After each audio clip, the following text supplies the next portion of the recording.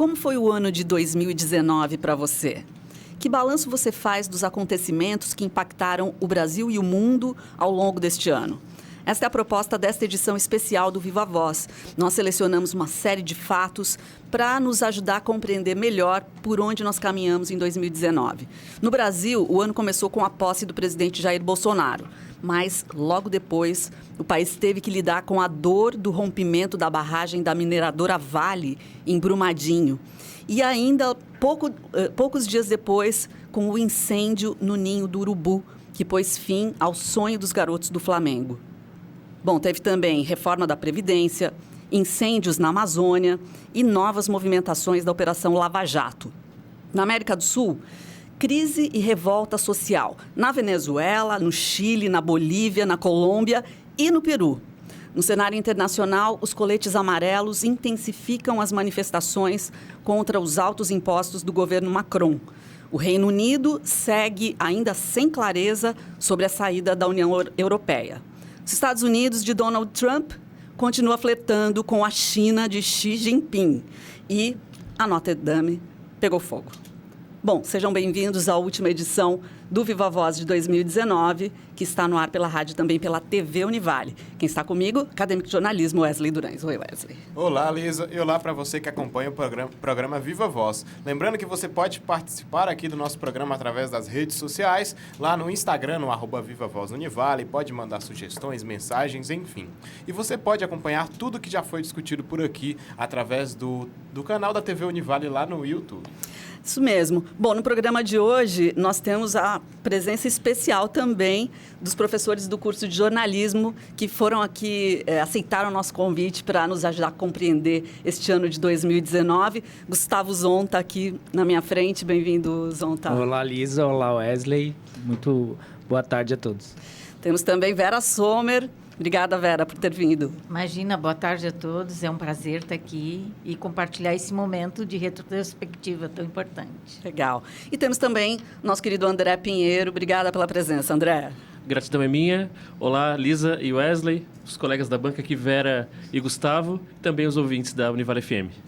Isso aí. Vamos começar? Wesley e eu ficamos fazendo um levantamento de vários fatos que a gente foi considerando interessantes, importantes para entender o que aconteceu nesse ano de 2019. Não foi fácil, né, Wesley? Exatamente. Nós fizemos ali uma rota cronológica a partir de todos esses acontecimentos e a gente brincou ali na redação. Meu Deus, foi um ano só isso? Parece que foram uns 10 anos. É verdade. Bom momento para a gente refletir, né, na nossa vida. Né? E olha que o ano ainda nem acabou, né? Mas verdade. Esperamos que as coisas, pelo menos esses acontecimentos negativos, diminuam. Bom, em janeiro, Jair Messias Bolsonaro, até então do PSL, de 63 anos, tomou posse como 38º presidente do Brasil, às 15 horas e 15 minutos do dia 1º de janeiro, em cerimônia no Congresso Nacional para o mandato entre 2019 e 2022.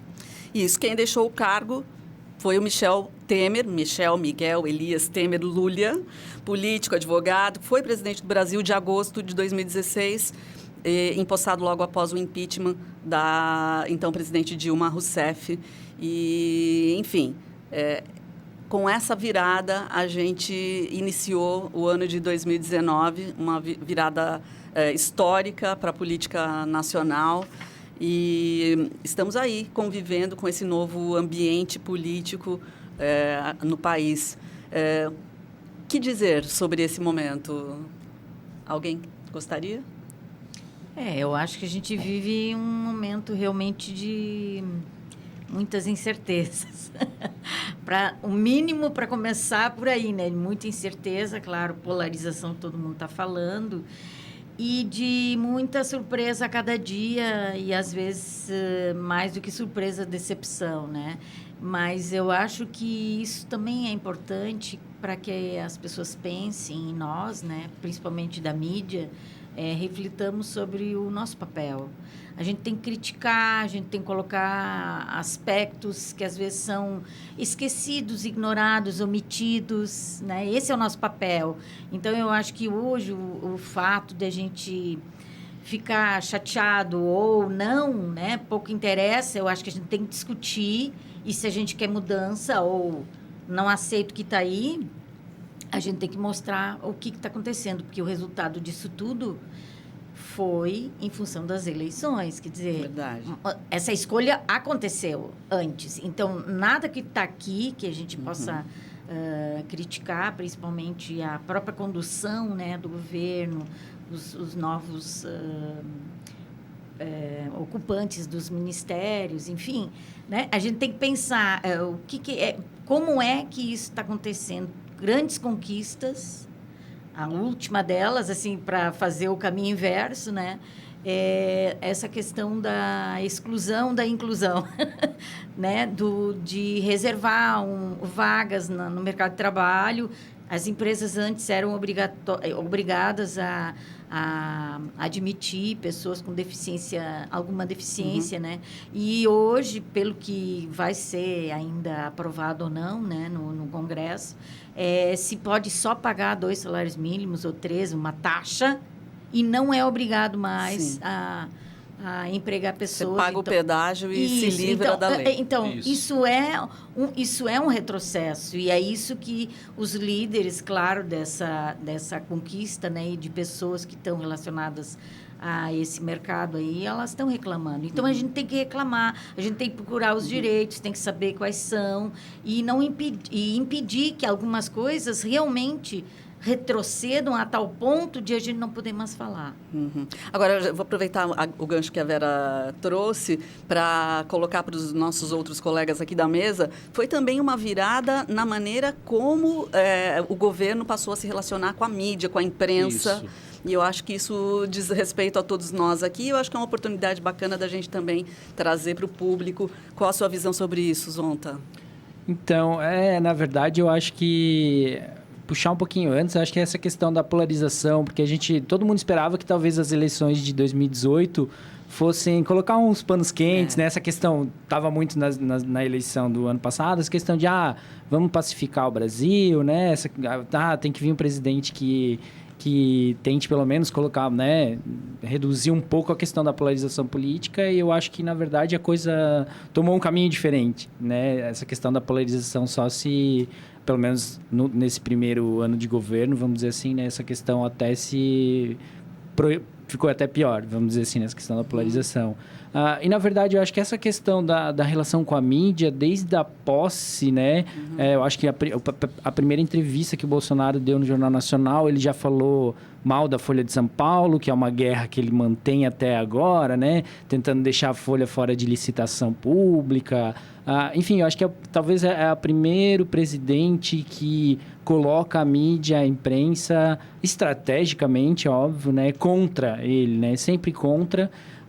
E aí ele se utiliza, né, das redes sociais, do Twitter, inclusive nossos alunos têm estudado isso, né, como é essa utilização dele das redes sociais, do Twitter, para se contrapor à mídia, né, e dizer que a mídia está sempre propagando desinformação, notícias falsas.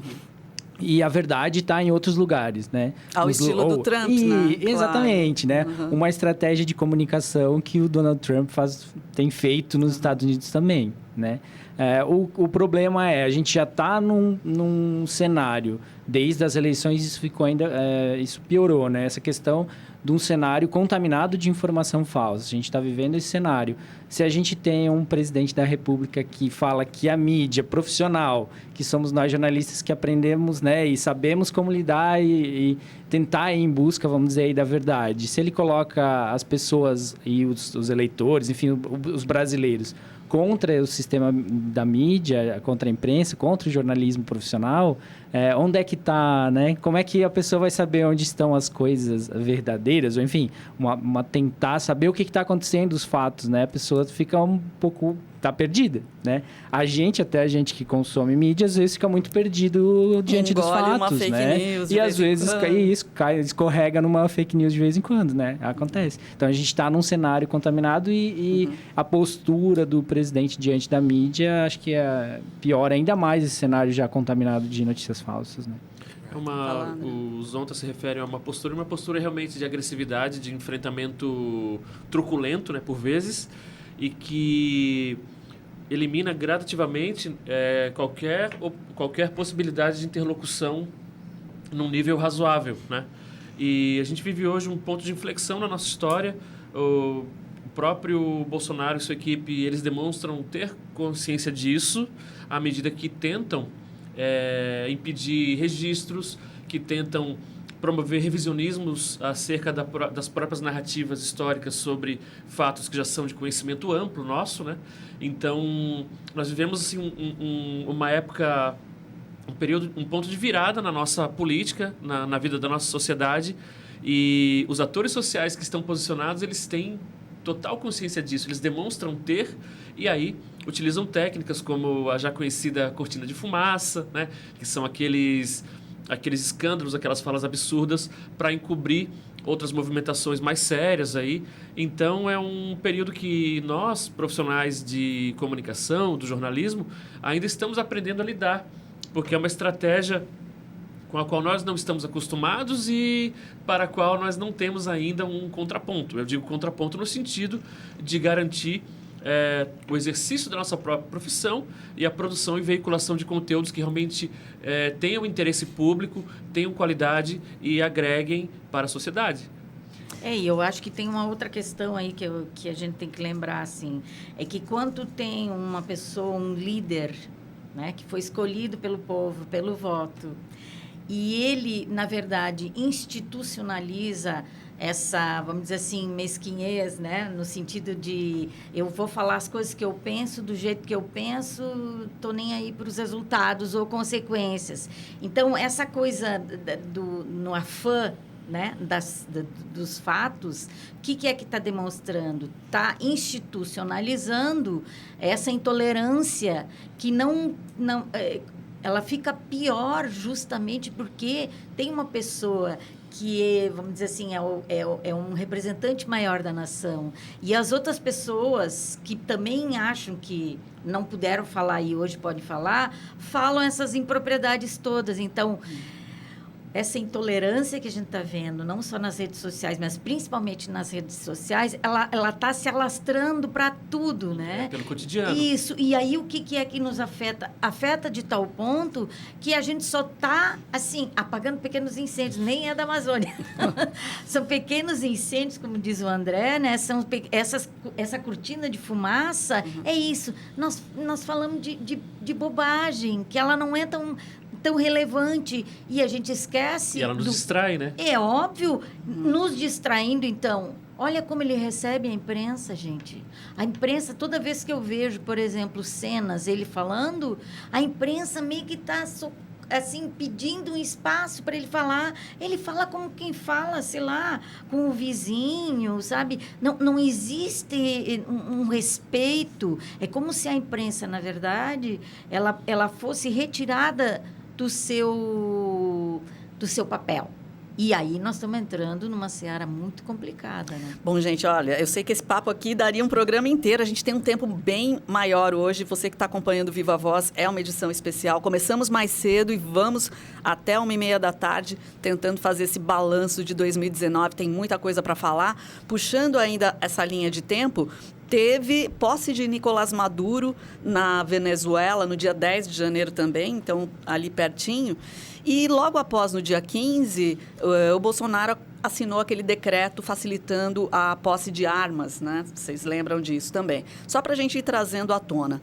Só que logo depois a gente vai dar uma virada aqui nessa nossa abordagem. Começamos com política, mas aí tem uma situação de meio ambiente que se coloca de uma forma muito forte entre os acontecimentos do período, que foi no dia 25, né, Wesley? Isso aí. Bom, no dia 25 de janeiro de 2019, o Brasil passava pelo maior desastre envolvendo rejeitos de mineração da história, com o rompimento da barragem da mineradora Vale em Brumadinho, Minas Gerais, que deixou 249 pessoas mortas e milhares ficaram desabrigadas. Bom, nesta semana, moradores da região atingida pelos rejeitos fizeram protesto por conta dos cortes e reduções do auxílio emergencial.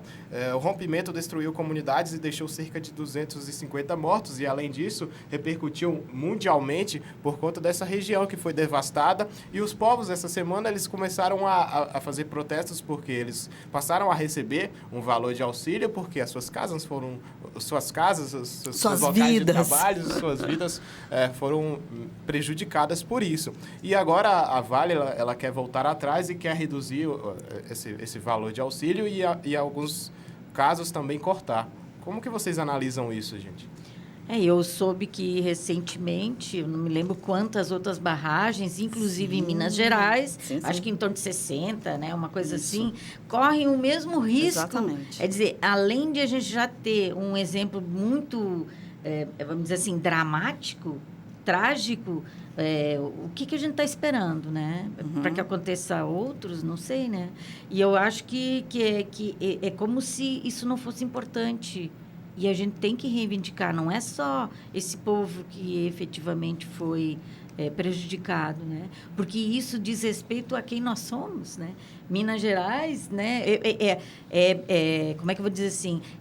Isso é resultado de uma exploração que não tem regras. Então, tu pode tudo, como tudo em nome do progresso, no sentido econômico, de exploração, a gente tem que dizer, não, peraí, não é possível continuar dessa forma. Assim como outros, né, que a gente já viu, sinalizam, e a gente não cobra, a gente tem que cobrar. E eu estou dizendo, a imprensa tem que cobrar. Governo, o que é que nós estamos fazendo para que essas empresas resolvam esse futuro problema, né, que na verdade já está.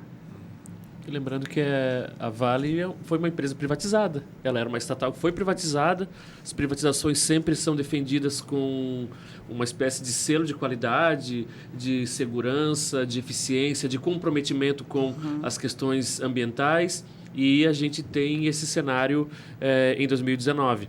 Que, inclusive, Brumadinho, ele parece simbolicamente abrir um ano trágico para o meio ambiente no Brasil, né? Eu acredito que falaremos depois sobre outros assuntos. E acho que vale lembrar também de Mariana, né? Claro, então, assim, e lá né, também as coisas também não foram resolvidas. Né? Eu acho que essa questão, assim, né, são feridas que se abrem e que não conseguem, não se tem uma solução, né? São situações que ficam, e aí acontece uma vez, acontece duas, daqui a pouco, né? Acontece uma terceira vez, e aí parece que não há uma... Ninguém se mexe, assim, né? E realmente, igual o André falou, é um ano ambientalmente, né? Porque quando a gente ouve as pessoas falarem sobre a legislação ambiental no Brasil, a gente ouve muitos elogios, né? Verdade. Que é uma legislação importante, boa, né? Que dá conta, isso, é uma referência... Mas, né, é aquele negócio de, por que não funciona, né? Isso. Por que as multas, quando são para umas empresas, grandes corporações, as coisas, né, vai para o lado político, e aí é muito interesse econômico, muito interesse político, e as coisas, né, parece que vão para debaixo do tapete e espera-se que as pessoas esqueçam, né? Aí a gente não pode esquecer, né? Isso parece evidenciar um traço cultural, digamos assim, da nossa sociedade. A gente tem a Constituição de 1988, elogiadíssima também, chamada de Constituição Cidadã, e, no entanto, temos uma dificuldade enorme em fazer valer os direitos que estão assegurados. E aí, em relação ao meio ambiente, Gustavo Zonta se refere muito bem à legislação ambiental brasileira, mas a gente também precisa lembrar que um dos primeiros enfrentamentos também do governo Bolsonaro foi em relação ao IBAMA, em relação aos fiscais. Então, você tem um aparato legal, né? Você tem uma legislação interessante, mas que no plano da fiscalização do seu cumprimento, das providências para o seu cumprimento, ela não funciona. Mas é porque são possíveis recursos, vocês entendem, né? Então, como eles recorrem, a empresa recorre, ela argumenta que pode, e aí fica essa amarração que a gente está vendo aí. O pobre sempre vai ficar esperando uma decisão do governo, e é claro, quem tem dinheiro pode pagar honorários, né? Gente, vamos em frente, seguir nessa linha de tempo aqui. Vamos entrar no mês de fevereiro, porque fevereiro a gente tem uma outra catástrofe, um outro acidente sério para encarar aqui no Brasil, que foi no dia 8 de fevereiro, o incêndio, então, que atingiu o centro de treinamento do Flamengo, na zona oeste do Rio de Janeiro, o chamado Ninho do Urubu, né? Então, nesse incêndio, 10 garotos que tinham entre 14 e 16 anos morreram, 3 ficaram feridos. E a causa do incêndio foi um curto-circuito no ar-condicionado. Mas, claro, que a partir desse acidente, enfim, várias coisas tiveram que mudar ali, né? E também expôs muito a realidade desses meninos, né? Zonta, você que é do esporte, acompanha forte o futebol, como é que foi isso? Então, na verdade, acho que foi um momento bem triste para o esporte, talvez um dos mais tristes, né, do esporte esse ano. Inclusive, a gente tem um dos garotos que acabou falecendo nessa tragédia é catarinense, né? Era daqui, acho que é de Indaial, Blumenau, ali, é da nossa região, né? E tinha até pessoas que conheciam ele, assim, né? Enfim, né? Dói ainda mais, porque é uma criança aqui perto da gente. E, na verdade, eu acho que assim, né? Não sei se muita coisa mudou a partir dessa tragédia, porque a gente sabe que a realidade do futebol, dos clubes de futebol no Brasil, da maioria, é uma realidade precária, né? Principalmente na base, né? Isso, né? E aí, assim, claro, a base é o começo, então fica mais escanteado. A né? base do Flamengo. Então, né? Imagina, a gente está falando da base de instalações da base de um clube, talvez hoje, né? Brasil, talvez né? hoje o maior, e depois desse ano, assim, o maior clube do Brasil, né? Que está numa ascensão, enfim, que tem mais dinheiro, que teria, teoricamente, que ter uma estrutura melhor para essas crianças. A gente, olhando para o Flamengo, a gente imagina como é que é a estrutura de clubes pequenos, médios, né?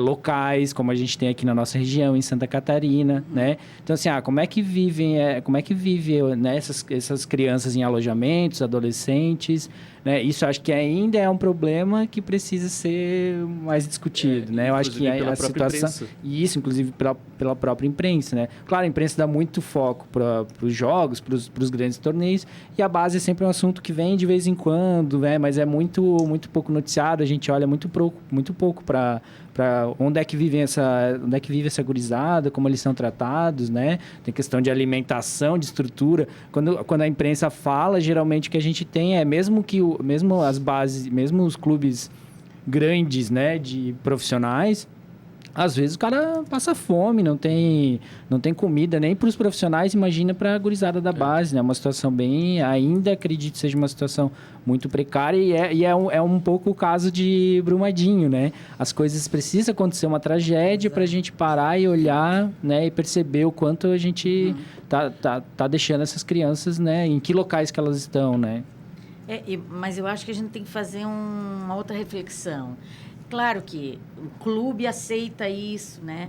Mas também as pessoas aceitam isso. Porque a pequena chance, vocês entendem? Eu estou pensando nos meninos, né? É um sonho, né? A pequena chance de se tornar um jogador profissional, aquilo ali não tem como descartar. Verdade. Tudo em nome do sonho. E é isso, né? As famílias apostam.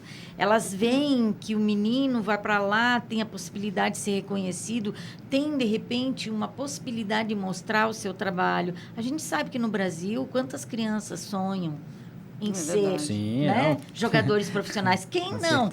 Eu fico perguntando até só. para Quem nunca sonhou, né?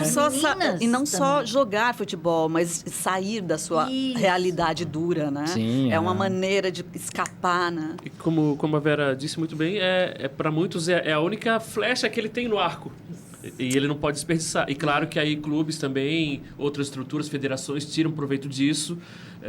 A questão, no meu entender também, ela teve um foco pela própria imprensa que poderia ter sido diferente, né?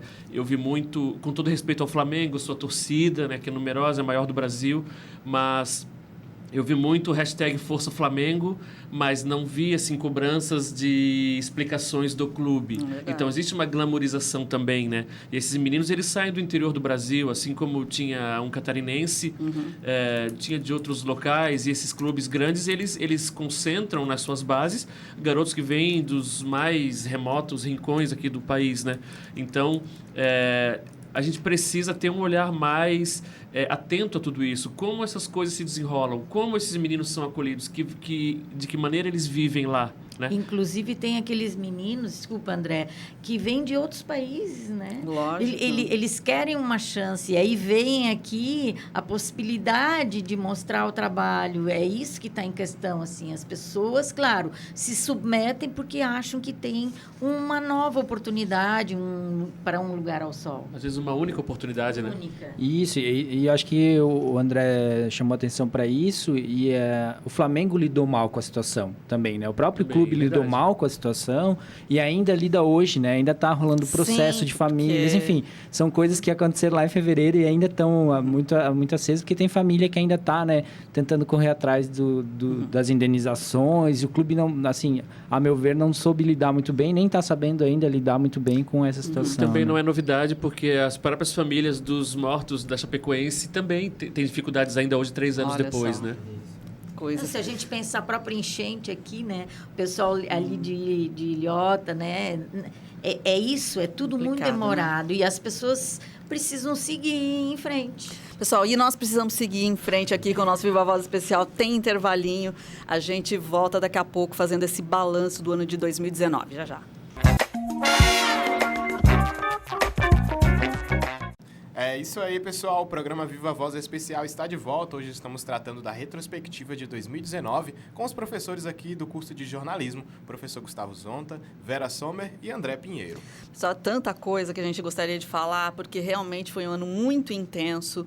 E uma coisa que fazendo essa produção, eu acho que o Wesley também teve essa percepção, a gente tem muito fato negativo, né? E a gente foi tentar buscar pautas positivas, mas não foi fácil, tá, gente? E eu vou ter que puxar mais uma difícil aqui. E a gente falou alguma coisa já no começo do programa sobre imprensa, sobre mídia. A gente teve a morte no dia 11 de fevereiro do jornalista Ricardo Boechat, com aquele acidente terrível, né? Que aquilo acho que está no meu imaginário até hoje, aquele helicóptero tentando pousar e um caminhão atropelando aquilo. Então, foi muito dramática aquela situação do Boechat. Enfim. A gente que trabalha na imprensa, na cobertura de fatos, enfim, e para poder chegar no horário, que às vezes é isso, né? No caso do Boechat foi isso, Ele estava para né? lá e para cá. Né? E aí, como é que tu faz? Claro, tu vai de helicóptero, tu tem que confiar, né? Mas quantos outros acidentes, não é uma coisa específica, né? Às vezes a gente erra também. Eu sempre lembro do acidente envolvendo o Ulisses Guimarães, né? Aquilo era assim, ó, não era para ir, porque tinha uma chuva absurda. Então, as pessoas, às Força a vezes, barra, né? forçam demais a barra. E aí, claro, acontece. É uma perda lastimável? É, porque ele era um dos poucos jornalistas que conclamava a imprensa a cumprir o seu papel. Verdade. Ele estava num momento afiadíssimo, né, gente? Todo o início de programa era um editorial que ele fazia uma leitura de contexto, assim, sensacional. E isso realmente deixou um vazio aí que a gente ainda não ocupou. Aliás, deixa eu só aproveitar e registrar o nome do piloto, que também faleceu no mesmo acidente, que é o Ronaldo Quattrucci. É isso. Vamos seguindo, então.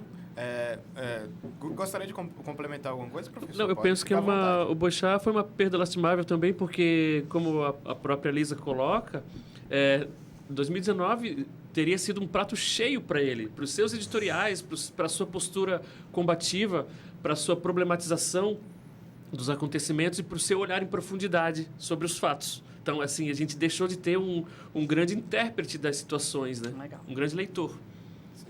Bom, 2019 também foi um ano difícil por conta dos altos números de casos de violência contra a mulher e dos feminicídios também. A gente não pode deixar de falar isso.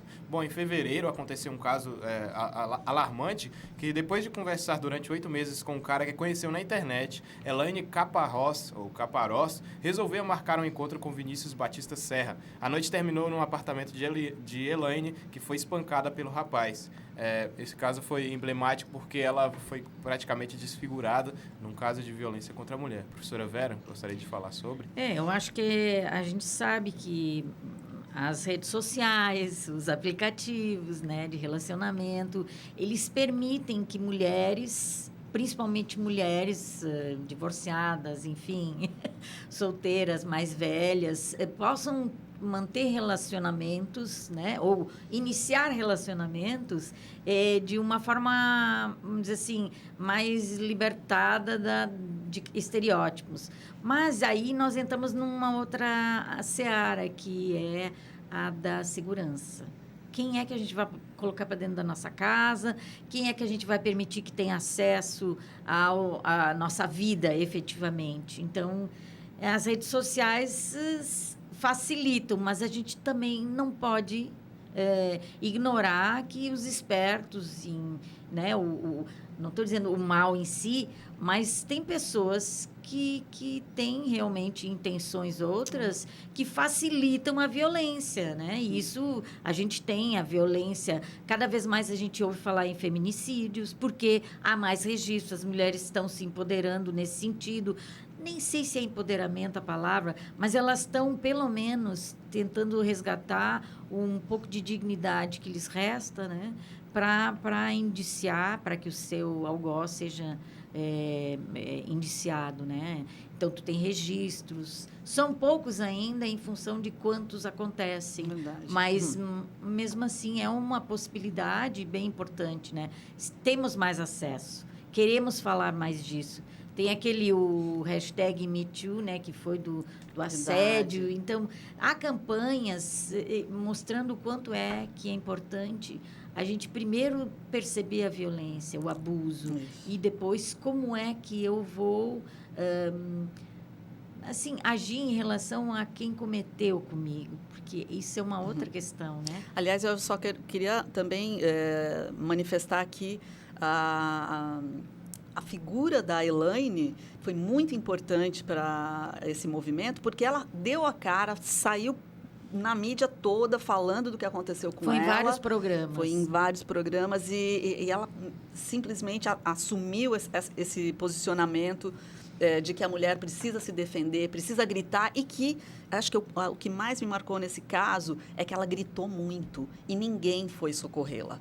E o recado principal dela, se você ouvir alguém pedindo socorro, vá lá ver o que está acontecendo. Não se omita. Alguma coisa precisa ser feita. Mas vocês têm que lembrar também que as pessoas quase lincharam ela via redes sociais. Não sei se vocês lembram. Como é que uma mulher dessas ficava com um menino mais novo? Gente, o que é isso? Né? O que é isso? Que intolerância é essa? Exatamente. É dizer, o homem pode ter meninas, sei lá, eu estou citando casos, né? Se homens mais velhos costumam ter relacionamentos com meninas, né? Por que a mulher não pode ter? Então, aí, de novo, a intolerância, o machismo. Verdade. E ele está presente muito forte na nossa sociedade. E mais do que nunca, eu diria, hoje. Tá certo. Vamos girando aí? Bom, gente, um outro fato marcante é que no dia 6 de fevereiro, deixa eu só conferir aqui, isso mesmo, o ex-presidente Luiz Inácio Lula da Silva foi condenado a 12 anos e 11 meses de prisão por conta da situação envolvendo o sítio em Atibaia, né? Então, esse também foi um momento muito marcante do ano e que, com certeza, trouxe manifestações de todos os tipos e polarização de novo, né? Isso. Na verdade, quando se cita o nome do ex-presidente Lula, né, a questão, acho, política e essa questão da polarização política fica ainda mais evidente, né? Simbólico, né? Na verdade, eu acho que é muito... Na verdade, essa sombra ainda permanece, né? Isso que talvez é emblemático pensar, né? Que é mesmo preso, o ex-presidente Lula ainda, né? Claro, agora solto, né? Talvez a gente fale sobre isso mais pra frente. Claro. Pena maior ainda em relação a outra questão né, do processo. Então, assim, né, ainda preso, há uma força política, há uma movimentação política ao redor do ex-presidente, que é um fenômeno interessante da gente pensar e que ainda, né, movimenta peças no cenário político brasileiro. Totalmente. Né? Isso aí. Bom, logo mais para frente a gente vai tratar, obviamente, da soltura do ex-presidente Lula, mas vamos continuando aqui no mês de fevereiro, porque ainda neste mês, no dia 16, Maria Júlia Coutinho, chamada também de Maju, estreou como apresentadora do Jornal Nacional da Globo, se tornando a primeira jornalista negra a sentar na bancada do telejornal. Isso também marcou de certa forma, né, esse cenário jornalístico televisivo, principalmente, que existem ainda vários tabus para quebrar, não é, professor André? Com certeza. Marcou, e uma reflexão que a gente faz também a esse respeito é que o fato de ter sido noticiado já denota o quanto a nossa sociedade é problemática. Deveria ser algo normal, rotineiro, você ter negras e negros nas bancadas dos telejornais, nas direções de empresas, em cargos estratégicos, o que ainda não acontece, né? Lembrando que a população negra é mais da metade da população do Brasil, né? E ainda ocupa, na sua maior parte, lugares subalternos no próprio mercado de trabalho. E também é interessante frisar a onda de hostilidade também que ela sofreu depois, né, com a própria redação, né? Na redação, por parte do público também, ampliando, maximizando alguns pequenos deslizes que ela cometeu, como toda apresentadora comete, né? A despeito, claro, da solidariedade que ela também recebeu, mas a maneira como ela foi também atacada nas redes mostra, mais uma vez, alguns sintomas da nossa sociedade. Gente, você quer concluir? Não, a única coisa que eu quero falar, assim, eu fico feliz que de novo é uma mulher. Lógico. Que essa presença, né, da mulher na mídia, nos telejornais, acho que é um espaço conquistado e que é mantido.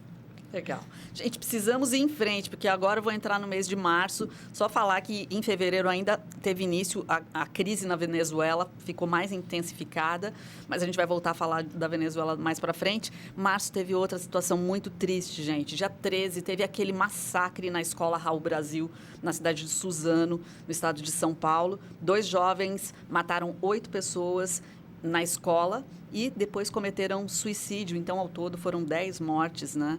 E essa foi uma situação muito estranha, porque nos remeteu muito a episódios semelhantes que acontecem nos Estados Unidos, né? Então, o que está acontecendo, gente? O que está acontecendo com o Brasil, com o povo brasileiro?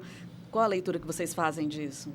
Eu acho que a primeira questão em jogo ali é o bullying, né, Lisa? Porque era isso que os pais falavam, alguns colegas, que pessoas que sofrem bullying, vamos dizer assim, consecutivamente, em algum momento isso vai explodir. Claro que a gente não sabe como, porque essa é uma violência que, vamos dizer assim, ela às vezes se torna invisível, porque às vezes as escolas, não estou dizendo que só as escolas, né, pelo amor de Deus, não é isso, mas às vezes a gente naturaliza o adolescente, ele costuma ser malvado, no sentido de lidar com os outros, com o diferente, né?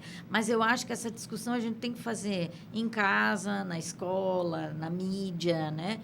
Porque o que significa? Eu tenho o direito de hostilizar o outro só porque ele é diferente de mim? Pois é. Então, é isso, né? A gente tem que aceitar mais muito bem o colocado. outro. Essa questão da diferença que a gente tem... parece assim que a gente não consegue ultrapassar isso. Loucura, e né? dependendo da situação, então, o acesso a armas... Tu vai mostrar essa violência. Essa violência vai vir com muita força, porque... Ser adolescente, primeiro, não é uma fase fácil, todos nós já passamos, sabemos como é, né? E, claro, que a gente tem que discutir isso. O bullying, ele não pode ser naturalizado. Claro, perfeito. Porque isso vai ter um preço, mais cedo, mais tarde. Falando de intolerância, só para lembrar um outro episódio que aconteceu dias depois na Nova Zelândia. Lembram desse? 49 pessoas morreram depois de ataques a tiros contra 2 mesquitas. Foi improvável, absurdo, mas aconteceu. E transmitido ao vivo pelo Facebook também, né? Olha só. E desta vez intolerância religiosa, né? Que é um dos grandes problemas também no mundo, no Brasil, enfim. Intolerância religiosa que é algo muito sério também, né? Vamos em frente, Wesley. É isso aí, vamos em frente. No dia 22 de março, um ciclone em Moçambique matou mais de 1.000 pessoas e uma quantidade desconhecida ainda desaparecidos. Até hoje ainda não se tem o número exato de quantas pessoas estão desaparecidas após esse ciclone, que atingiu, além de Moçambique, os países de Zimbábue, Malawi, e chamou a atenção para a comunidade científica internacional para essa questão dos eventos climáticos extremos que apontam mudanças ocasionadas por nós mesmos, né, nesse cenário. Isso, né, gente? A gente sabe disso.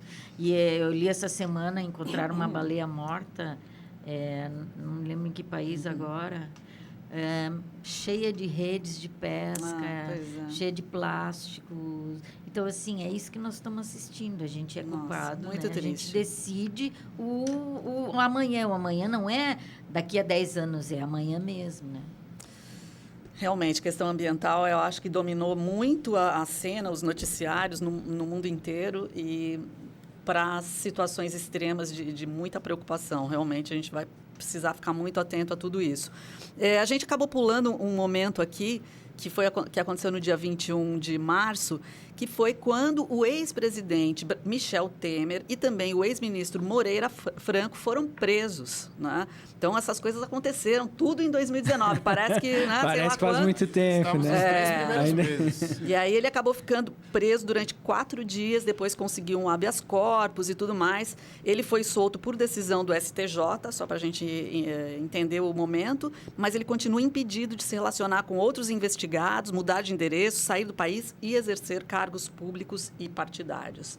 Acho que precisa ser dito tudo isso também, né?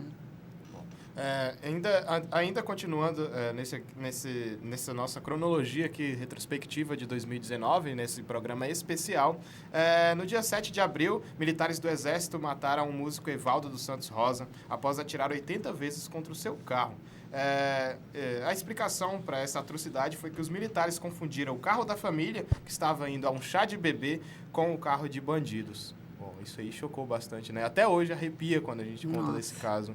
Uma das interpretações possíveis para isso, né, pode estar num certo culto à violência e à agressividade que nós temos assistido. A professora Vera falou sobre o bullying anteriormente, né, e até em relação a isso, a maneira de lidar com o bullying está mudando, né? As pessoas estão, no geral, né, estão indo para o apelo à violência, para o uso da violência, não mais simbólica, a violência física, e nesse caso 80 tiros não é você mata com 1, 2, 3 tiros, mas 80 tiros já é expressão de ódio, né? É para acabar, né? É para destruir. aniquilar. Porque tu pode matar, tu pode só ferir. Se tu não quer matar, tu atira no joelho, no braço, enfim, a pessoa vai sangrar, né? Mas nesse caso aí, 80 tiros. É uma família, né? E a gente tem, ao longo do ano, outros casos aí de violência de militares, da polícia, enfim. Triste tudo É um isso. abuso de poder, se a gente pensar, né? A polícia poderia proteger. E nessa época, e até hoje ainda repercute bastante esse caso, porque claramente foi uma situação de excesso, e nas redes sociais houve uma grande mobilização para punirem esses militares que até hoje ainda não foram julgados corretamente. Ainda tem isso, né? Gente, vou puxar um fato local que também é triste. Lembram daquele homem que matou a companheira e depois ameaçou se jogar do prédio? Ele mantinha o corpo da companheira no apartamento, né, já por dias, e depois ele ficou ali horas no parapeito ali do prédio, dizendo que iria se suicidar. Isso, a vítima desse caso foi ela era a advogada Lucimara Stasiak, ela tinha 29 anos. E é um caso de feminicídio muito forte que a gente viveu aqui na nossa região, né? Eu acho que é importante também ressaltar que a gente tem que rever a educação. Qual é o papel do menino e da menina? Porque isso que a gente vê depois no feminicídio, ele é resultado da nossa educação, né? Então, o homem tem posse da mulher, né?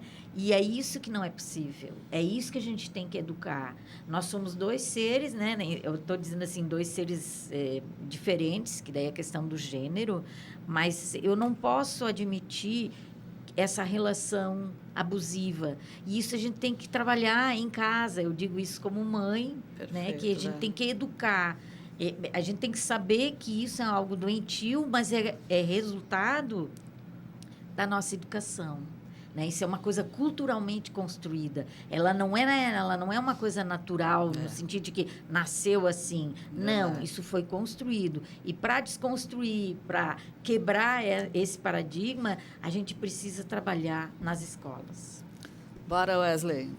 Vamos seguindo aqui. Ainda em abril, um dos símbolos da França, a Catedral de Notre-Dame, pegou fogo e comoveu ao mundo.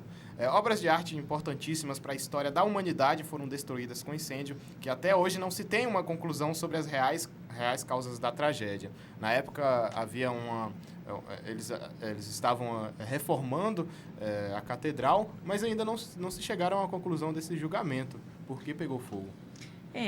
Mas assim, a gente sabe que essa questão do patrimônio histórico é um problema no país aqui também. Lembram do Museu Nacional?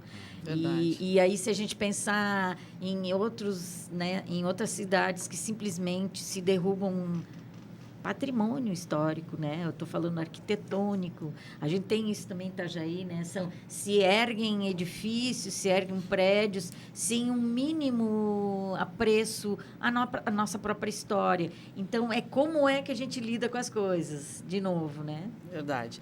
Gente, isso aconteceu no dia 15 de abril, dia que também... Tá correto isso? 15 de abril, Wesley? Isso. Professora, só um momento que antes o professor André gostaria de fazer um adendo sobre o caso. Só lembrando que em Itajaí, recentemente, tivemos o prédio dos Correios, né? O antigo prédio dos Correios, que foi colocado no chão, né?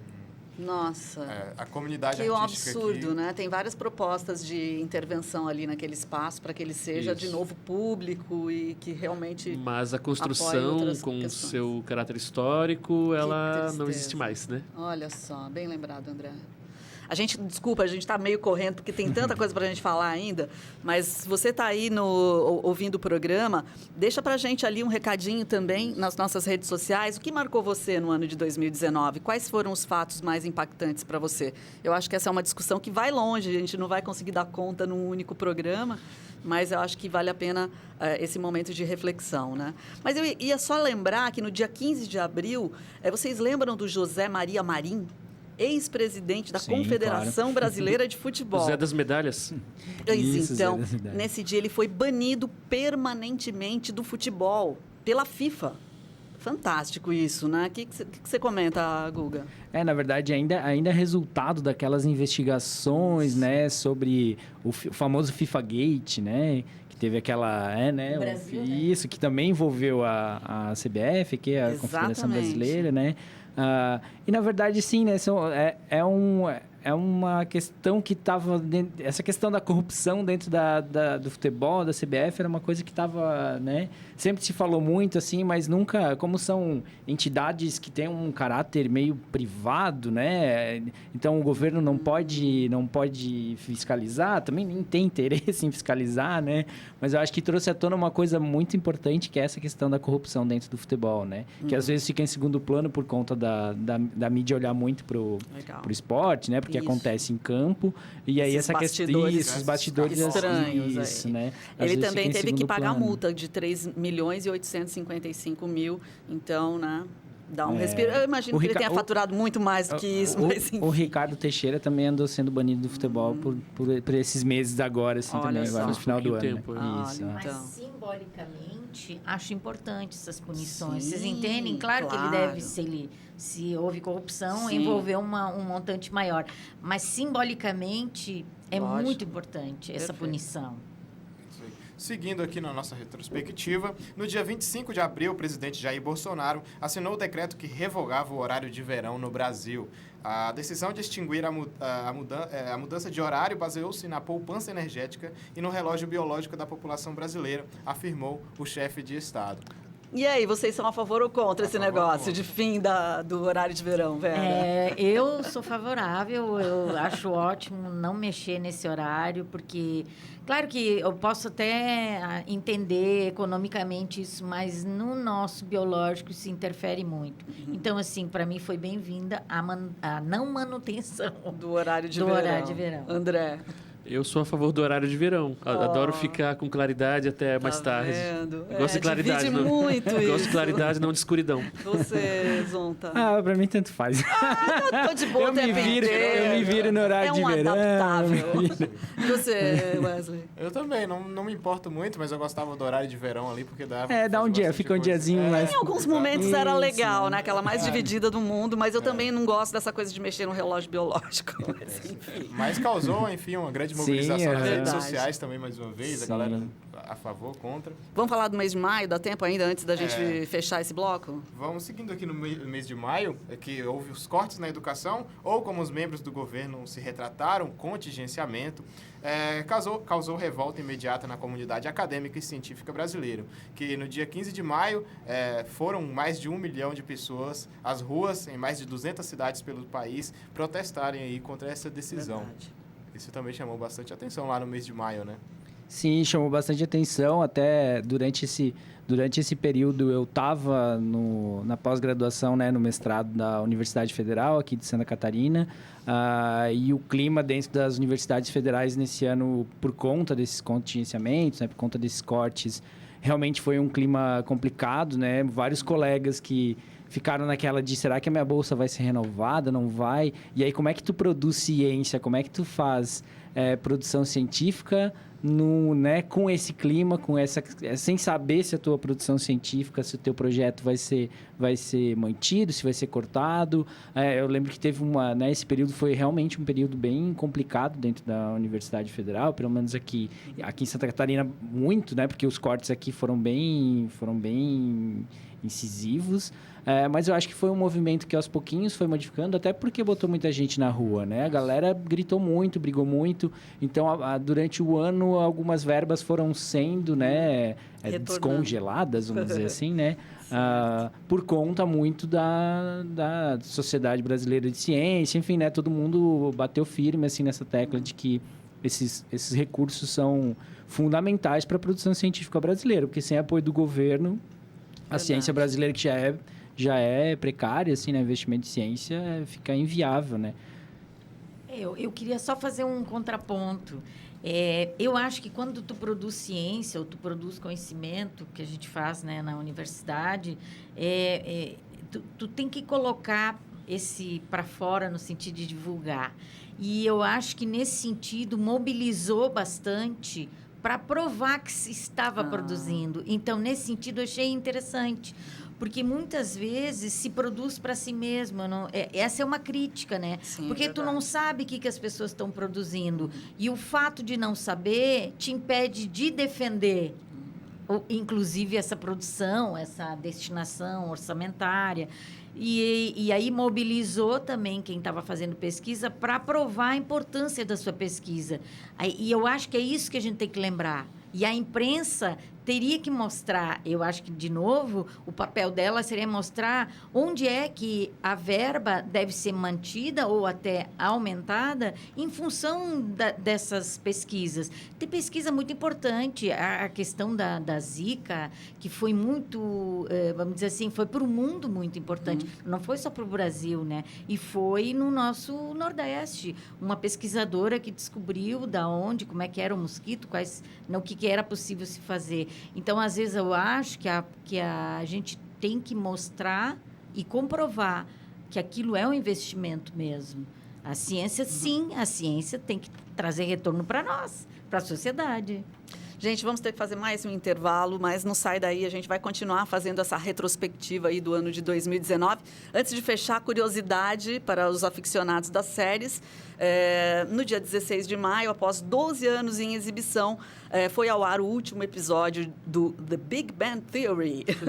Então, quem curte... Sensacional, adoro. Claro que ele está aí ainda sendo reapresentado, mas só para a gente fechar esse bloco, daqui a pouco a gente continua. O programa Viva Voz está de volta. Hoje estamos fazendo a retrospectiva do ano de 2019. Agora já estamos no mês de junho aqui na nossa retrospectiva. Bom, no dia 7 houve a abertura da Copa do Mundo de Futebol Feminino de 2019, lá na França, onde os Estados Unidos, depois dessa competição, conquistaram seu tetracampeonato. Mas é muito importante a gente repercutir sobre isso, porque de forma única nunca havia se divulgado muito o esporte no cenário feminino, não é, professor Gustavo? Isso, na verdade eu acho que 2019 foi o ano do futebol feminino, né? Eu acho que se a gente falasse de futebol, o que aconteceu de mais importante, até estava pensando, né? Vocês falaram da questão como foi um ano difícil, né? Complicado, com muitas coisas negativas, né? E eu acho que talvez a principal coisa, ou talvez a coisa mais positiva que a gente teve desse desse ano foi a relevância, a importância que foi dada finalmente, né, depois de tanto tempo, a essa Copa do Mundo, ao futebol feminino. Eu acho que a capitã, né, do estado da americana, Megan Rapinoe, né, eu acho que foi uma personagem fundamental para isso, né? Tanto que, assim, né, a gente discutiu isso até dentro do curso de jornalismo, né, na disciplina de jornalismo esportivo, o quanto, na verdade, foi um evento esportivo, mas que não teve foco específico no esporte, né? Como se discutiu as questões de gênero durante aquele período, como se falou, né, de outras questões que vão muito além do esporte e que envolvem né, a mulher, enfim, os homens também, né? Mas acho que foi, assim, talvez tenha sido o fato mais positivo, né? Porque teve muita repercussão, porque muita gente assistiu, porque finalmente a Rede Globo colocou isso para a galera ver no Brasil, né? Botou ali na programação da TV aberta. E como teve público, né? Essa questão de, não tem público. Não, tem público, a galera quer assistir, né? E aí eu acho que a partir desse movimento a gente teve a questão de como o futebol feminino também começou a ganhar corpo aqui em Itajaí, né? As equipes Marcílio Dias, que vai estar entrando no futebol feminino, né? As divas, né? O Barroso também, outros movimentos, Fundação Municipal de Esportes, né? Porque a gente ainda tem uma dificuldade, né? Das meninas que querem jogar bola, porque é um mundo muito masculino, né? Tem relatos de colegas que querem colocar as filhas para jogar futebol, não tem escolinha de futebol feminino, a menina fica lá e os meninos não aceitam muito bem, né? A gente tem essa cultura do machismo que a gente não sai, né? Assim, que até ia dizer que antes do empoderamento feminino, para tudo correr melhor, para as coisas realmente acontecerem e ter uma revolução, a gente precisa de uma revolução masculina, né? O homem precisa rever o seu papel, talvez muito mais do que a mulher se empoderar, é o homem rever o papel dele, né? Dentro desse cenário. E o futebol, acho que a gente teve movimentos super importantes nesse sentido, né? Legal, muito bom. Acho que foi uma fala perfeita para a gente puxar o gancho, falar de gênero também, porque foi em junho também, na verdade, ao longo do ano, vários países descriminalizaram a homossexualidade. Vocês sabiam disso, gente? Então, Botsuana, por exemplo, descriminalizou a homossexualidade e também vários países acabaram assumindo o casamento entre pessoas do mesmo sexo, como aconteceu no Equador, como aconteceu em Taiwan. Então, isso ainda existe no mundo, sabe? Quando a gente menciona essas localidades que para nós parecem tão distantes, é porque questões como essas ainda acontecem, ainda estão em pauta, né, em vários pontos do planeta. Né? Por quê? É porque são, vamos dizer assim, valores e isso leva tempo. E essa questão cultural é assim, né? Não existe assim, hoje, amanhã mudou. Isso leva tempo, né? Porque uma coisa é tu ter a lei e depois... porque isso já é um movimento da sociedade quando surge a lei, né? Mas acho que é importante, porque isso, claro, legitima uma série de coisas que, às vezes, a sociedade custa em aceitar. Né? A interiorizar a coisa depois, né? Legal. No dia 30, de junho, Donald Trump cruzou a zona desmilitarizada, se tornando o primeiro presidente dos Estados Unidos a pisar na Coreia do Norte em exercício de seu mandato. Isso também chamou a atenção por conta desses conflitos. Chegou um tempo que todos ficamos alarmados, né? Porque o que poderia acontecer entre esses dois países que têm grande poder bélico. Então, isso também foi uma curiosidade aí desse ano de 2019, do mês de junho. Legal. Gente, muita coisa acontecendo, mas eu vou chegar no mês de julho, mês que a seleção brasileira ganhou pela 9ª vez a Copa América, após vencer a seleção peruana na final no Maracanã. Verdade. Muito bom isso. muito bom pra gente, né? Apesar de que a gente teve, acho que a seleção tá passando por um momento não tão bom assim, né? Depois desse título a gente teve alguns, né? O Brasil não tá num momento tão bom, o Tite começou a ser questionado, né? Mas foi um campeonato super importante, né? Aconteceu aqui, a gente vai ter Copa América de novo no ano que vem, né? É bom lembrar pra galera ficar atenta que vai ter Copa América de novo, porque aí depois vai se tornar... Vai ter uma outra periodicidade, ela era de tanto em tanto tempo, acho que era de 4 em 4 anos, agora vai ser 2, enfim, vão mudar a periodicidade do evento, então vai ter Copa América ano que vem de novo, mas claro, é sempre bom ganhar, e ganhar em casa melhor ainda, né? Acho que foi um título importante, e aí acho que até é legal, né? Depois o Daniel Alves, que foi titular da seleção, que foi quem levantou a taça, que fez uma Copa América maravilhosa, depois assinou com o São Paulo e veio jogar no Brasil, né? Acho que foi um fato importante, assim, né? Que foi um jogador que teve bastante destaque na Copa América e saiu do Barcelona e voltou a atuar em campos brasileiros, né? Tudo bem. No dia 21/7, aqui mais uma curiosidade super importante, firmou-se 50 anos da chegada do homem à Lua. Ou, pelo menos o que data nos livros históricos, não é, professor? Então, 50 anos da chegada do homem à Lua, questionado por alguns, né? Assim como o próprio formato da Terra. Enfim, mas é com certeza um marco histórico, político, também porque eram tempos da Guerra Fria, da Guerra Espacial, da corrida espacial, né? E marcava um momento também importantíssimo, que era também aquele auge da contracultura, 1969, pouco tempo antes, aliás, na mesma época ali, o Woodstock também acontecendo. Então, uma data realmente para se comemorar. Gente, seguindo em frente, então, olha, a gente encontrou muitos atentados no ano de 2019. Então, eu acabei não puxando vários aqui, mas para simbolizar, para começar, a gente teve ainda no finalzinho de julho aquele confronto entre facções criminosas no Pará. 57 mortos no presídio de Altamira, né? E aí, já entrando no mês de agosto, alguns atentados aconteceram nos Estados Unidos. Teve um naquela loja da Walmart, não sei se vocês lembram, no Texas, né? 20 mortos no dia 3 de agosto e no dia 4, mais 10 mortos em Ohio. Então, de novo, Estados Unidos com aquele histórico, obrigada, de atentados e sempre com muitas mortes. E para a gente sair aqui dos Estados Unidos, no Afeganistão também teve um atentado suicida que foi muito emblemático. As imagens foram muito chocantes no Afeganistão, matou 14 pessoas e feriu 145. Então, esse tipo de situação aconteceu muito ao longo de todo o ano. Bom, e no dia 20/8 começou-se o início do incêndio na Amazônia.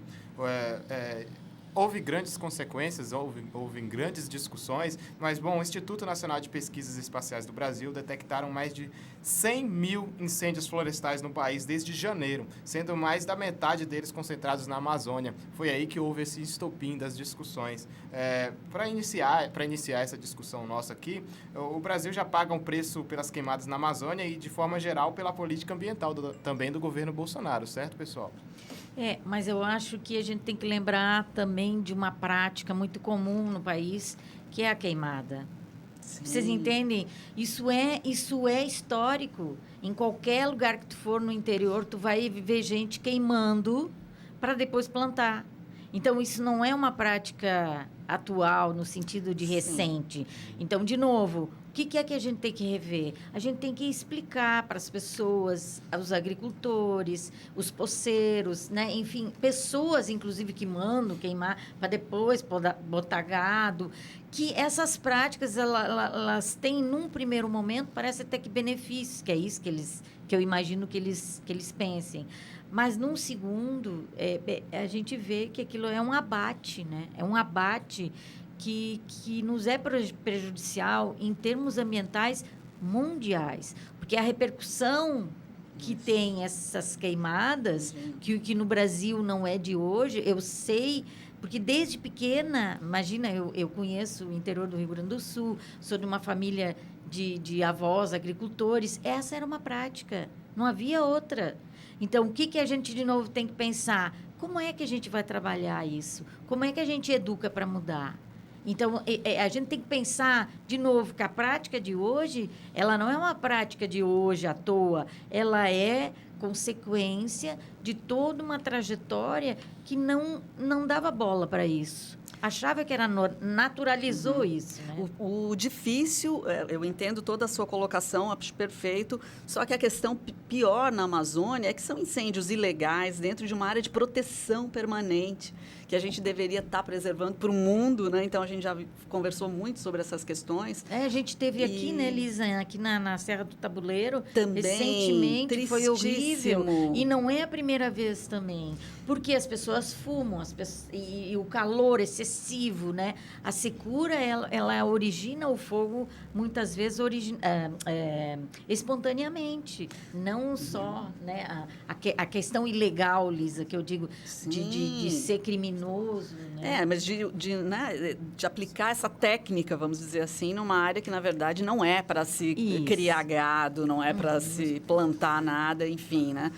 O fato é que o impacto já veio, a resposta de grandes investidores internacionais, europeus especialmente, já mandaram um recado aqui para as autoridades brasileiras que vão parar de aplicar e investir, então, na Amazônia, por conta desses incêndios e por conta de todo um posicionamento do governo brasileiro em relação ao meio ambiente. Né? E a gente tem que pensar estrategicamente, e às vezes isso está faltando para o governo atual, né? Sim. Vamos pular agora para o mês de setembro. Bom, no mês de setembro houve a morte de Ágata em ação policial no Complexo do Alemão, no Rio de Janeiro. A pequena Ágata, de 8 anos, foi atingida por bala perdida, que algum tempo depois ia ser concluído em inquérito da Polícia Civil, que saiu da arma de um cabo da PM. Foi um dos tantos casos que houveram, seis para concluir. No final a gente vai fazer esse levantamento de quantas crianças morreram por bala perdida no Rio de Janeiro. Bem triste também. E em Florianópolis, inaugura um novo aeroporto, terminal inaugurado na noite do dia 28, que tem capacidade agora para movimentar 8 milhões de passageiros por ano. Alguém já visitou lá? Ainda não. Ainda não. Para fazer essa média aí de notícias ruins, extremamente Verdade. ruins. É bem-vinda. Positivas. Deixa eu lembrar que teve aí, então estão falando muito bem do novo aeroporto, enfim. Mas, gente, para fechar o mês de setembro, pelo menos a nossa seleção de fatos que aconteceram no mês de setembro, foi em setembro que teve início o processo de impeachment do Trump. Então, o Trump ainda está lidando aí com esse processo. Tem gente acreditando realmente que ele vai poder ser impedido de prosseguir, né? Mas não se tem ainda nenhum posicionamento em relação a isso. Está acontecendo ainda esse processo. Enfim, agora pulando para o mês de outubro, aqui na América do Sul, principalmente, houveram, enfim, inúmeros casos políticos, como protestos, presidentes em crises constitucionais, mas a gente tem que falar agora do vazamento do óleo. Foram encontrados alguns indícios nas praias já no mês de agosto, mas em outubro houve esse alarme geral, essa grande repercussão, que atingiu 63 municípios de 9 unidades federativas da região nordeste do país. O vazamento de óleo foi um derrame de petróleo cru que atingiu mais de 2.000 quilômetros no litoral das regiões nordeste e sudeste do Brasil. Os primeiros registros foram no mês de agosto, mas aí nesse mês de outubro houve a contaminação geral e o pessoal se mobilizando para ir limpar na mão o petróleo cru achado nas praias. Isso também foi foi algo que entristeceu bastante a gente, né? Só para complementar as informações que o Wesley trouxe, de acordo com o Ministério Público Federal, é o maior desastre ambiental já registrado no litoral brasileiro. Imagino. Aliás, quando eu lembro da Guerra do Golfo, em que a gente assistia às cenas dos pássaros cobertos de óleo, né? de petróleo. Quer dizer, e eu acho que as autoridades brasileiras demoraram muito para se posicionar, porque se era daquele navio grego, enfim, né? Como assim? Até hoje não ficou comprovado nada. O que afinal foi cobrado desse tipo de... Porque isso é uma coisa criminosa, não é possível, gente. Nós recebemos aqui no programa o professor Marcos Poletti, que deu explicações amplas, técnicas sobre tudo que está acontecendo. Então, eu acho que o principal recado dele é que houve realmente uma ação lenta, uma resposta lenta do Ministério do Meio Ambiente brasileiro que deveria ter seguido um protocolo para esse tipo de situação e que não aconteceu. Então, foi uma falha muito difícil. Eu ouvi a entrevista do Poletti aqui no Viva, e me chamou muita atenção essa questão que ele levantou, né? De que existe né? Foi gasto muito dinheiro para construir um planejamento para como lidar com casos como esse, né? Que é histórico, enfim, e que nada, não sei, né? Mas muitos daqueles pontos que estavam previstos não foram executados.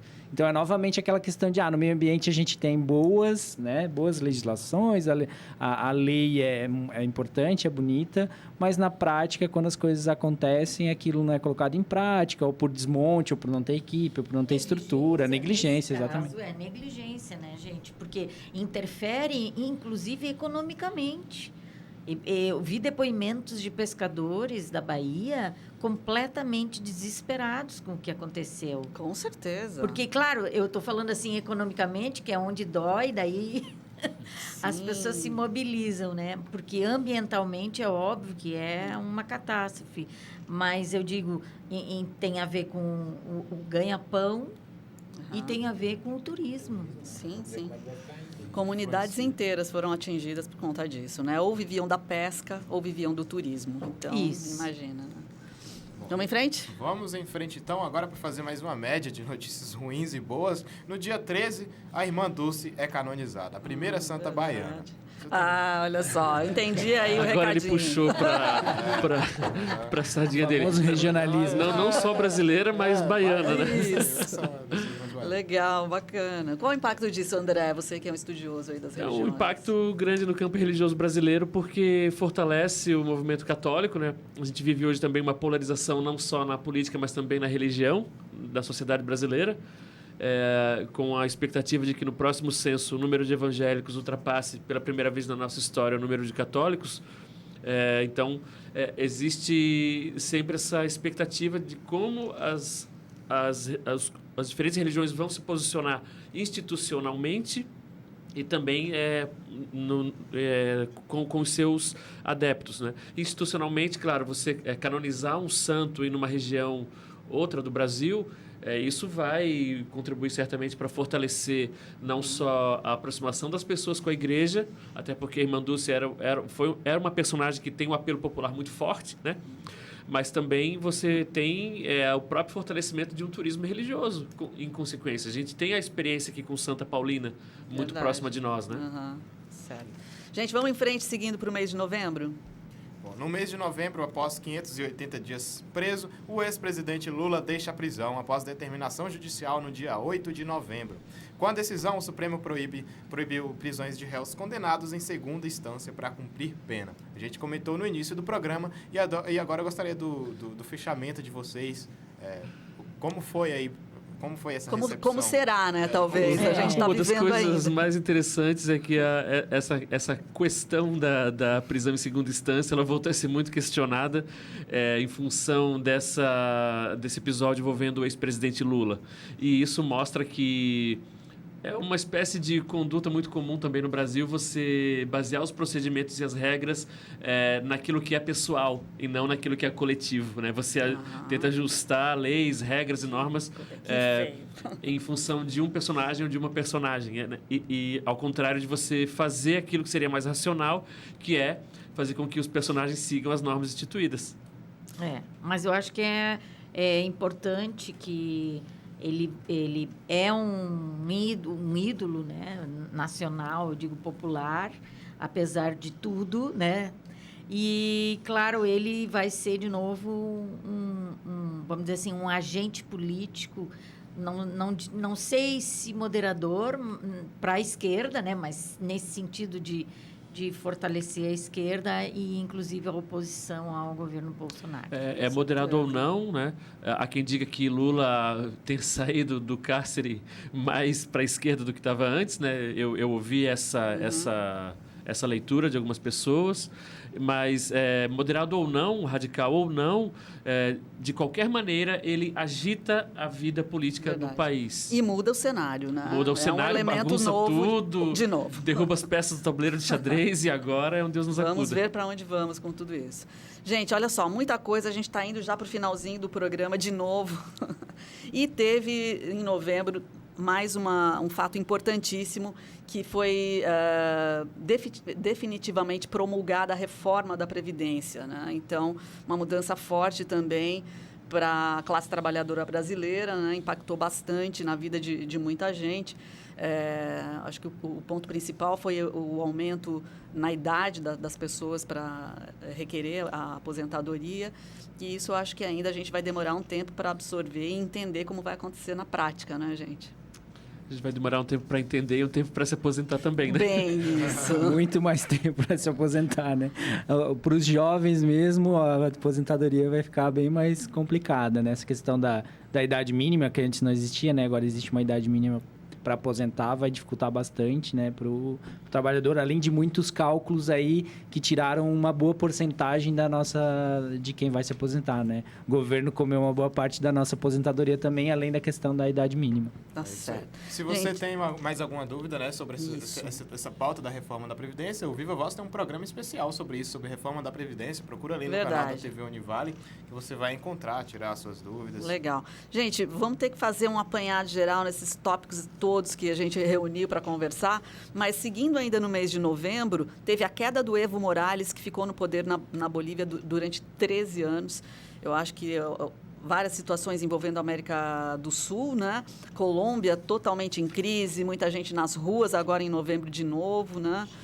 E Chile, que a gente imaginava que tinha uma economia mais estável. Inclusive, desculpa. Por favor.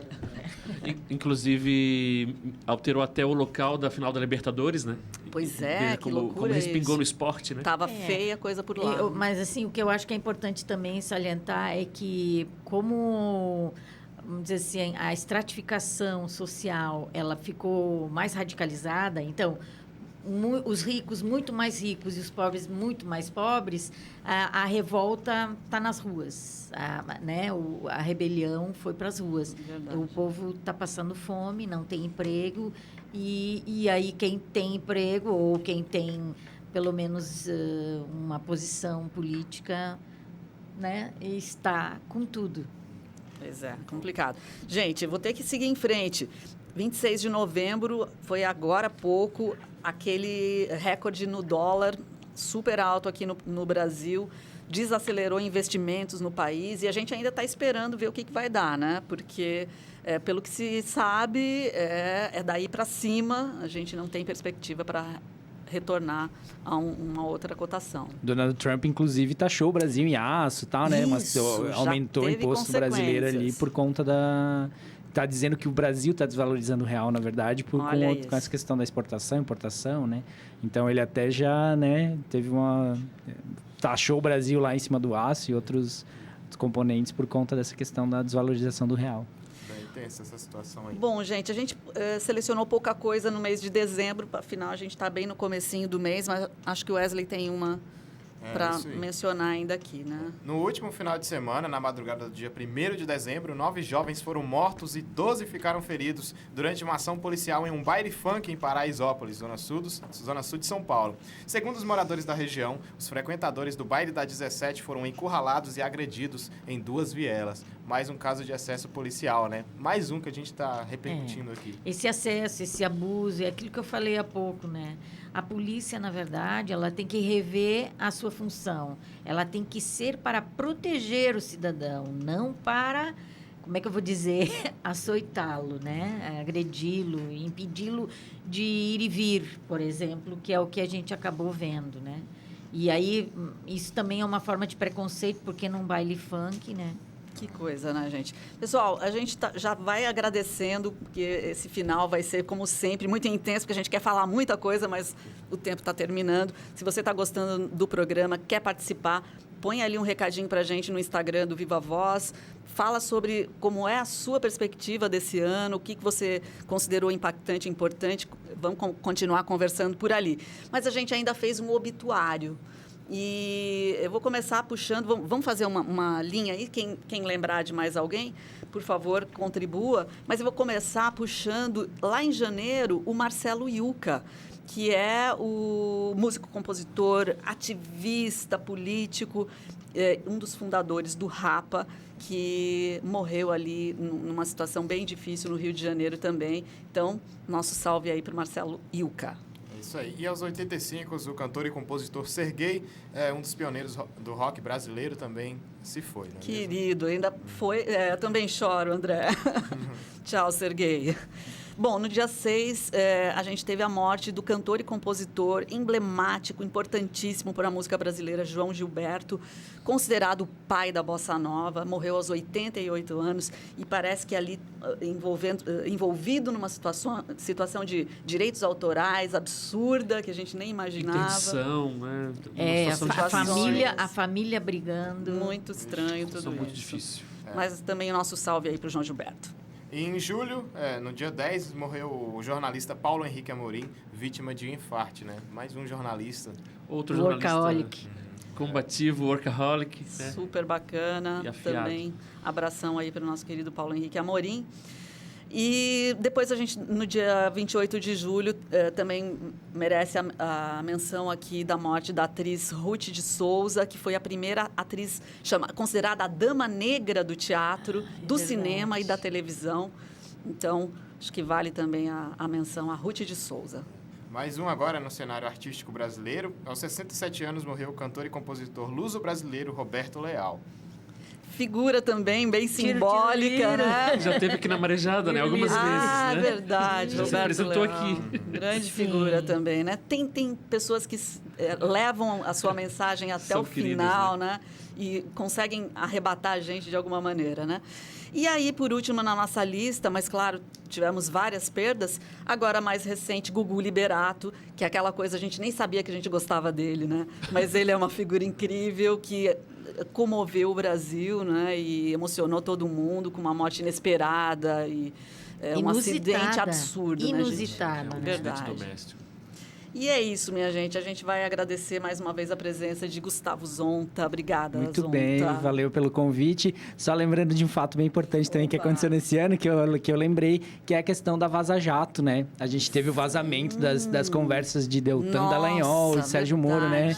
A questão do desmantelamento aí do Intercept Brasil, né? Acho que é interessante a gente lembrar da questão da Vaza Jato, porque todo mundo tinha a Lava Jato como uma entidade, né? E essa coisa, a gente descobriu assim, o que se passava nos bastidores. Acho que foi um jornalismo investigativo super importante que aconteceu nesse ano, né? Bravo. Vera Sommer, obrigada. Eu que agradeço a oportunidade, acho que é importante. Eu não sou flamenguista, mas eu acho que esse aspecto positivo nós temos que lembrar, né? Com certeza. O Flamengo conseguiu, depois de 38 ou 31 anos, então conquistar a Libertadores, e foi numa virada de 4 minutos. Foi demais. Todo mundo ficou ligado, sendo ou não com flamenguista. certeza. É só um registro, né? É verdade, Vera, muito bem. E André Pinheiro, muito obrigada. Então, André. pegando o gancho do futebol, a gente teve uma Série A com um péssimo desempenho dos clubes catarinenses, Avaí e Chapecoense rebaixados, o Figueirense na Série B agonizou, cambaleou, mas não caiu, o Criciúma não se manteve, e assim, positivo demais a retomada do Marcílio Dias no ano do seu centenário, Verdade. a diretoria fazendo um trabalho fabuloso, o clube organizado, chegando muito bem no Campeonato Catarinense e deixando escapar por muito pouco a Copa Santa Catarina nos pênaltis. Então fica aqui um abraço para o Marcílio Dias e para a sua torcida. Muito bom. Está com o novo técnico, inclusive, um ano que teve ainda a NSC retirando seus impressos de circulação, teve a prisão do ex-prefeito de Navegantes, Roberto Carlos de Souza, teve o Festival Literário em Itajaí, um movimento muito interessante de saraus, de feirinhas e eventos, uma efervescência cultural na nossa cidade, e uma nota triste, a despedida do nosso amigo, editor, produtor cultural e artista Eduardo Moreira. Olha só. Um abraço a todos. Valeu, André. Valeu, Wesley. É isso aí, fechamos esse programa especial, histórico também, né? E lembrando que se a gente deixou passar alguma coisa, lembre a gente lá nas redes sociais, chega ali no @VivaVozUnivale, mande sua mensagem. Se você curtiu esse programa também, fala pra gente. Muito obrigado, pessoal, e até a próxima. Abração, gente. A gente se vê em 2020.